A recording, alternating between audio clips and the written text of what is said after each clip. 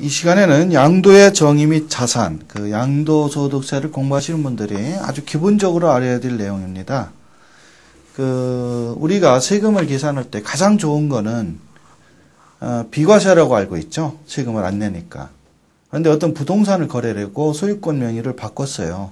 근데 비과세 이전에 이게 양도가 아니라고 판단이 되면은 그건 비과세보다 더 좋은 겁니다. 세금을 신고할 필요도 없고, 물론 비과세도 당연 비과세는 신고를 안 하지만, 그 양도가 아니라고 판단이 되고 그것이 법적으로 맞는 얘기라면, 과세관청인 세무서에서 자동으로 그런 경우에는 세금에 대한 것에 대해서 아예 제의를 해줍니다. 그러니까 양도가 아닌지, 양도가 긴지 이런 부분들을 좀 판단할 수 있는 능력이 있다면, 부동산 중개거래를 하시는 분들 같은 경우에는 현장에서 상당히 도움이 되겠죠. 가끔 가다가 그런 질문을 하시는 분들을 많이 봅니다.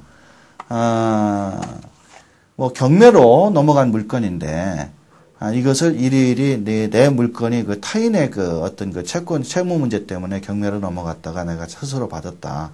이런 경우에 과연, 양도세 신고를 해야 됩니까? 이런 분들이 있는데, 이 시간에 공부할 양도의 개념을 잘 정리를 하신다면, 그런 부분에서 혼란을 겪지 않을 걸로 생각이 됩니다.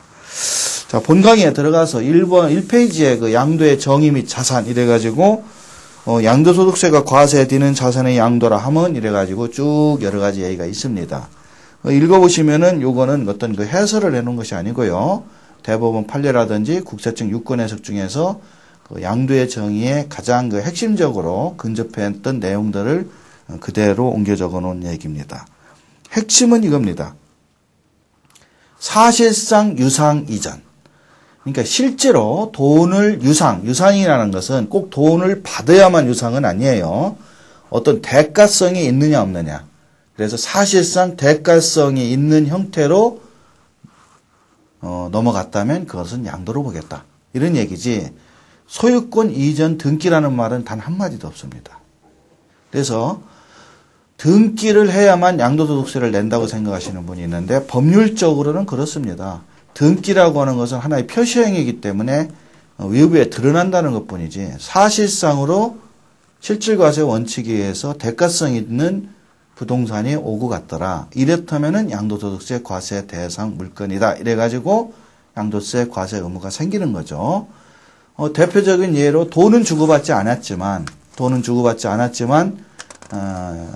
어떤 채권 채무 관계에 의해서 부동산을 넘겨줬다. 그러면 그것도 양도소득세로 과세를 하는 겁니다. 그래서 나는 사실 돈 받은 거 한 푼도 없는데 왜 나한테 양도세를 과세합니까? 또 경매 같은 경우에 자기가 어떤 은행에 채무를 져가지고 은행이 경매를 진행해서 이게 자기 집이 넘어갔다. 돈 받고 판 거 아니거든요. 본인 생각엔. 그렇지만 경매로 자기가 집이 넘어가고 오히려 길거리에 쫓겨났어도 세무서에서는 야박하게 그 사람한테 양도소득세를 과세를 합니다. 이유는 뭐냐? 사실상 유상 이전이라고 보는 거죠. 그럼 난 돈 받은 게 없는데 경매로 넘어가서 받기는커녕 우리 집까지 다 뺏기고. 그러나 은행 채무를 갚았다는 거죠. 방금 얘기한 것처럼. 그래서 은행에 빚이 져 있던 것을 경매로 그 부동산이 넘어감으로써 은행의 채무가 보전이 됐기 때문에 그게 유상으로 대가가 넘어갔다. 이렇게 봐가지고 경매로 넘어간 집도 양도소득세를 과세한다든지 그런 경우의 수들이 되겠습니다. 그래서 이런 포괄적인 얘기를 가지고 하다 보면 이렇게 손에 잡히는 것이 없죠. 그래서 여러 가지 양도는 어떤 것이 양도냐는 것이 있는데 교재에 몇 가지 대표적인 것만 정리를 해놨습니다. 그 부분만 설명을 하도록 하겠습니다. 우선 첫 번째, 매매나 교환이나 법인에 대한 현물춘자. 그냥 부수적인 설명 없이 간단하게 그렇게 써놨습니다. 대금을 서로 주고받고 부동산을 소유권 명의를 넘겼다. 당연히 양도죠. 당연히 양도죠. 그래서 매매에 대해서는 더할 나위가 없고요. 두 번째, 교환입니다. 교환은 실무상에서 가끔 물어보시는 분들이 있어요. 교환만 전문으로 하는 또 중개업자분들도 많이 계신 걸로 아는데, 예를 들어서 A라는 사람과 B라는 사람이 A는 아파트를 가지고 있고 B라는 사람은 상가를 가지고 있다. 근데 이분들이 교환 등기에 의해서 서로 그 아파트와 상가를 맞바꾸더라. 그런데 뭐 그런 경우는 거의 없겠지만 아파트도 5억이고 상가도 똑같이 5억으로 가격이 나왔다. 그래서 돈을 주고받는 건 하나도 없이 그냥 바꿔치기만 했다. 그럼 바꿔치기 한 번 입장에서는 유상 이전된 게 아니지 않느냐. 내 5억짜리 주고 5억짜리를 받았으니까 유상으로 나는 소유권이 바뀐 게 하나도 없다. 그래서 세금을 내야 될 의무가 없다. 이렇게 말씀할 수도 있습니다만은 이 교환을 세법에서는 어떻게 보냐면 아파트를 상가한테 준 A한테는 5억의 아파트를 B한테 팔았다고 보는 거고 B가 상가를 A한테 줬어요. 그럼 B는 A한테 상가를 5억에 또 팔았다. 이렇게 봅니다. 그래서 서로 교환이로 맞바꿨지만 남는 게 하나도 없다고 치지만 사실은 바꿔서 팔았다고 간주를 하는 거예요. 그래서 A가 아파트를 B한테 줄 때 아파트를 취득했던 몇 년 전의 금액이 3억이었다면 3억에 산 것을 5억에 팔았다. 그래서 2억에 대한 세금을 내라. 이렇게 양도세가 과세가 됩니다. 그거는 B 입장도 마찬가지고요. 그래서 이 서로 현금이 예를 들어서 3억과 2억에서 뭐 5억과 3억 이렇게 평가가 돼서 2억은 현금으로 주고받았다. 어찌됐든 똑같이 5억으로 해서 판매된 걸로 보아 세금을 과세를 합니다. 그러니까 교환 등기를 할 때에도 사실상 교환이로 등기를 해서 세금을 절약하는 건 없어요. 양도세 측면에서는. 그래서 교환 등기를 하는 것보다는 차라리 그냥 A도 B한테 매매 등기를 하고 B도 A한테 매매 등기를 해서 넘기는 것이 오히려 편한 경우도 있습니다. 무슨 얘기냐면 실무적으로요. 교환 등기를 할 때에는 사적으로 중개업자와 그 당사자들끼리 평가를 합니다. 당신의 아파트는 얼마로 보자. 당신의 상가는 얼마로 보자. 근데 이와 같이 개인적으로 평가를 할 때는 뭔가 본인들한테 유리한 변수가 많이 들어갑니다. 그리고 이걸 교환 등기를 등기부상에 교환이라는 명의로 등기를 해놓으시면 과세관청인 세무서에서 볼 때는 이 금액을 자기들끼리 임의적으로 평가한 금액을 인정해 주느냐의 문제가 있어요. 그래서 교환 등기로 되면은 과세관청에서도 그거를 조사를 안 할 수가 없겠죠. 정상적인 금액으로 평가를 했는지를. 그래서 조사하는 과정에 나름대로 평가 절하를 했다든지 나름대로 평가를 잘못해가지고 그 부분을 임의적으로 자기들끼리 좀 짜맞추는 평가를 한 것이 드러나면 거기에 대해서 과세가 또 되는 경우가 흔히 있습니다. 그런 면에서는 차라리 매매계약서에 의해서 소유권 이전 등기를 하는 경우에는 등기부 등본에 그런 것이 나타나지 않기 때문에 그런 부분이 사실 굳이 조사까지 진행될 이유는 없다고 개인적으로 생각이 됩니다. 즉 교환 등기를 함으로써 절세할 수 있는 부분은 별도로 없다는 것이고요. 교환에 대해서 양도소득세가 주는 부분은 없기 때문에 교환이로 소유권을 명의 변경하더라도 잘 판단을 내서 하시기 바랍니다. 그 다음에 현물출자에 대해서는 그 공동사업 현물출자가 2페이지에 별도로 있으니까 넘어가도록 하고요. 1-2 협의매수, 수용, 공매, 경매인데요. 자, 협의매수는 간단하게 얘기해서 협의매수는 그 협의매수라든지 수용의 얘기는 동일한 얘기인데요. 국가가 지방자치단체가 어떤 그 사업자가 시행자가 개인의 자산을 수용하는 경우가 있죠. 그래서 협의에 의해서 서로 오케이 사인을 해가지고 매수가 되는 경우가 있겠고 또 강제로 수용되는 경우가 있습니다. 그러면 본인의 입장에서는 나는 팔려는 의사가 없다. 매도할 의사가 없이 나는 이 집에서 이 땅에서 농사를 지면서 평생 동안 또 이 집에서 살고 싶은데 국가가 개입해서 공권력에 의해서 내 땅을 뺏어갔다. 그러니까 나는 양도세 못 내겠다. 이런 분들 가끔 나이 드신 어른들 많이 있습니다. 그러나 국가가 뺏어갔다고 얘기를 하지만 돈을 주고 가져간 거는. 근데 그 돈이라는 문제가 그 개인의 토지를 보유하고 있는 개인 입장에서는 합당한 금액이 아니라는 거죠. 협의매수 같은 경우는 협의가 됐으니까 상관이 없습니다만은 강제 수용으로 넘어갔다. 공공용지 협의 취득에 의한 수용으로 넘어갔다. 그럼 나는 내 토지, 내 건물에 대해서 최소한도 5억은 인정받아야겠는데 국가가 지방자치단체가 임의대로 평가해서 3억으로 가져갔더라. 그래서 나는 인정 못하겠다 해서 불복을 하시는 분이 많이 있습니다. 그렇다 하더라도 그 3억에 대해서 양도소득세를 내셔야 된다는 겁니다. 그러니까 강제로 수용됐다 해서 나라가 가져갔다 해서 세금을 안 낼 의무는 없어요. 예전에는 이와 같은 수용으로 공공용지 협의취득에 의해서 가져가는 경우에는 비과세나 감면 혜택을 많이 줬습니다. 그런데 지금은 그런 규정들이 다 없어지고 수용으로 가져갔을 때에는 뭐 일부 감면해 주는 건 있어요. 일부 산출세액에서 10% 현금으로 뭐 결제할 때 또 뭐 채권으로 줄 때 뭐 이렇게 깎아주는 규정은 좀 있습니다만 세금을 완전히 비과세해 주는 규정은 없다는 거죠. 그래서 수용으로 자기 토지가 강제로 넘어가더라도 양도소득세 신고를 반드시 하셔야 됩니다. 특히 2011년 이후에는 양도소득세 예정신고의 제도가 완전히 없어졌고 신고를 안 하게 되면 불성실 가산세가 20%가 있기 때문에 버티고 있으시다가는 오히려 가산세까지 더 두드려 맞는 경우도 있으니까 신고를 꼭 하시기 바라고요. 공매나 경매는 방금 전에 예를 들은 것처럼 체납이 돼가지고 공매로 국세청이 그 물건을 자산관리공사에 넘겨가지고 강제로 공매가 될 때에도 비과세 조건이 아닌 사람은 양도세 신고를 해야 됩니다. 공매된 가액으로. 경매도 마찬가지고요. 예. 단 경매는 자기 재산이 어떤 그 타인의 그 채무 담보로 넘어갔다가 자기가 다시 찾아오는 경우가 있습니다. 이런 경우는 양도로 보질 않아요. 그런 특별한 경우를 제외하고는 다 양도소득세를 과세한다는 점, 그런 경우를 생각하시고요. 이 페이지에 대물변제 규정이 있는데요. 채무를 부동산 등으로 변제하거나 타인의 채무를 위하여 담보로 제공된 물상보증 자산이 채권자의 담보권 실행으로 처분되는 경우 양도소득세 납세 의무가 있다. 즉 돈을 받은 건 아니지만 채무 변제용으로 물건이 넘어갔으면 채무를 갚은 거기 때문에 그것도 유상의 전이로 봐서 된다는 거고요. 그 다음에 이혼할 때에 위자료로 주는 경우가 있습니다. 위자료로 예를 들어서 당신한테 이혼하면서 내가 10억을 줘야 되는데 돈이 없다. 그러니까 내가 살고 있는 집을 위자료조로 가져가라. 이런 대물로 위자료를 변제하는 경우에도 양도소득세 납부 의무가 있습니다.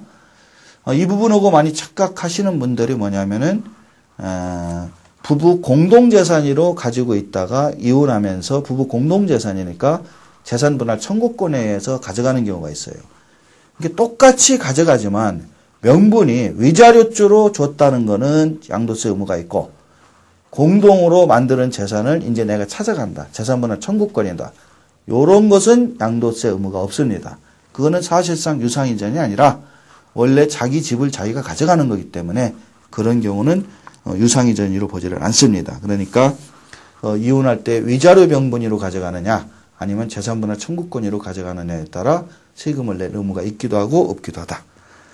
그 다음에 공동사업의 현물출자 같은 경우는 신탁법 등에 의해 소유토지를 사업시행자에게 뭐 이런 경우는 그렇고요. 동그라미 2번은 공동으로 상가를 건축하여 분양할 목적으로 조합을 구성한다. 이런 경우는 많이 생겨요. 토지를 소유하고 있는 여러분이 토지를 소유하고 있는 다수가 그 토지를 한 필지 가지고는 뭐 상가를 지어봤자 별 볼 일 없더라. 그래서 그분들이 뭐 10사람이 같이 공동으로 토지를 출자를 해서 조합을 구성합니다. 그래서 그 위에다가 상가를 지은 다음에 그거를 분양을 해서 내더라. 이럴 때 이 토지를 10명의 토지가 현물 출자가 돼서 하나의 다른 공동체, 조합이라든지 법인이라든지 이와 같은 형태가 이루어지면 그 토지 10개가 조합에 들어가고 법인에 출자가 되는 시점에 양도소득세 과세 의무가 생깁니다. 그런데 10명이 거기다가 이렇게 출자를 내서 집을 10채를 지어서 각각 살기로 한다. 이런 경우는 그거는 양도로 보지를 않습니다. 이런 경우는 양도로 보지를 않고 뭐 신탁이든 이런 건설업자한테 신탁 등기 하는 경우가 있겠죠. 건설업자가 그냥 지어주겠습니까? 토지를 자기 이름으로 신탁 등기해서 지는 경우가 있겠지만 그런 경우는 양도로 보지는 않지만 거기다가 상가라든지 주택을 지어서 분양을 하더라. 그런 경우에는 토지가 조합에 넘어가는 시점에 양도세 과세 대상이 된다. 그런 얘기를 동그라미 2번에서 설명하고 있습니다. 그 다음에 3페이지에 있는 부담부 증여인데요. 이 부담부 증여는 여러분들이 많이 관심을 갖고 있는 내용입니다. 용어가 증여입니다. 증여인데 왜 양도의 정의 부분에서 설명을 하느냐. 왜 그러냐면 부담부 증여는 일반적으로 우리가 증여라고 하면은 무상으로 주는 거니까 무상으로 주는 거기 때문에 양도가 아닙니다. 그래서 어떤 상가가 있어요.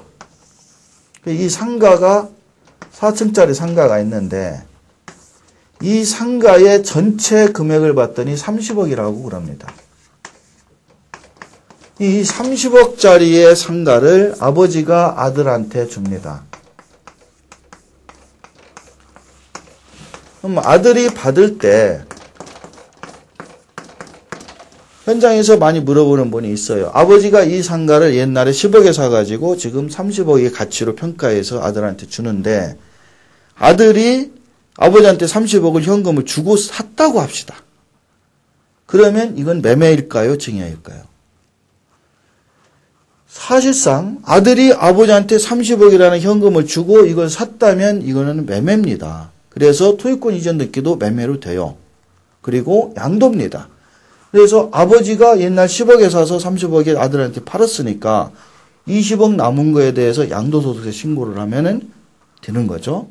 이게 아주 합리적이고 사실적인 얘기예요. 근데 과세관청이 국세청에서 볼 때는 이런 직계 존비속 간에 돈을 주고받은 관계를 인정하기 시작하면은 어떤 문제가 생기냐면 이것을 절세의 한 방법으로 실제로 돈을 주고받지도 않았으면서 30억으로 무상으로 주는 이 상가에 대해서 양도다 해가지고 20억에 대한 양도세만 내고 많은 경우가 있다는 거죠. 그러면 30억에 대한 증여세하고 20억에 대한 양도세하고 계산하면 당연히 30억에 대한 증여세가 많습니다. 양도세의 세율은 누진세율 체계고 이것도 누진세율은 누진세율이지만 세율이 50%까지 있거든요. 근데 양도세는 많아봤자 35%다 이거죠.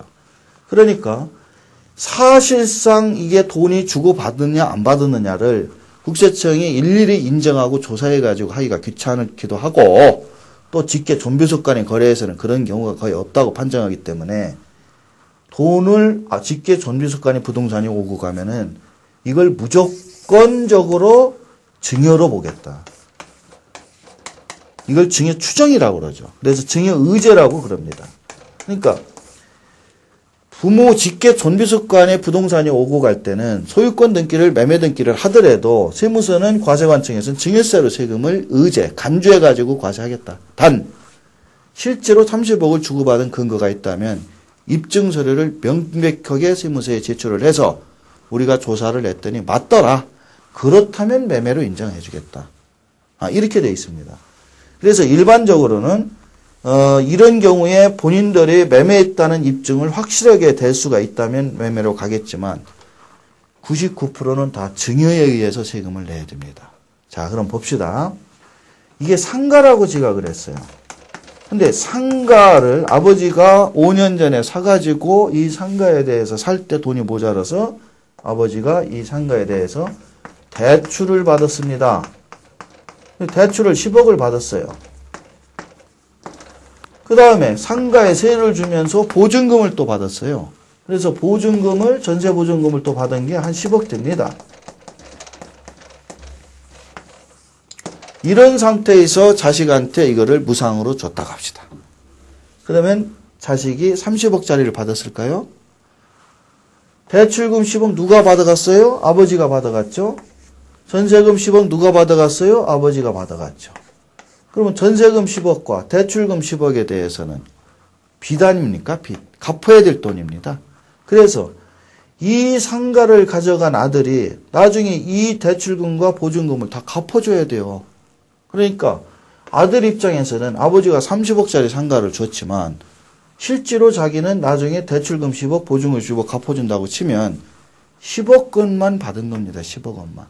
그래서 증여세를 계산할 때 이와 같은 채무가, 부채가, 부담이 되는 거죠, 이거는. 부담이 된 금액이 끼어져 있는 부동산을 받으면 이거를 부담부증여라고 얘기를 해요.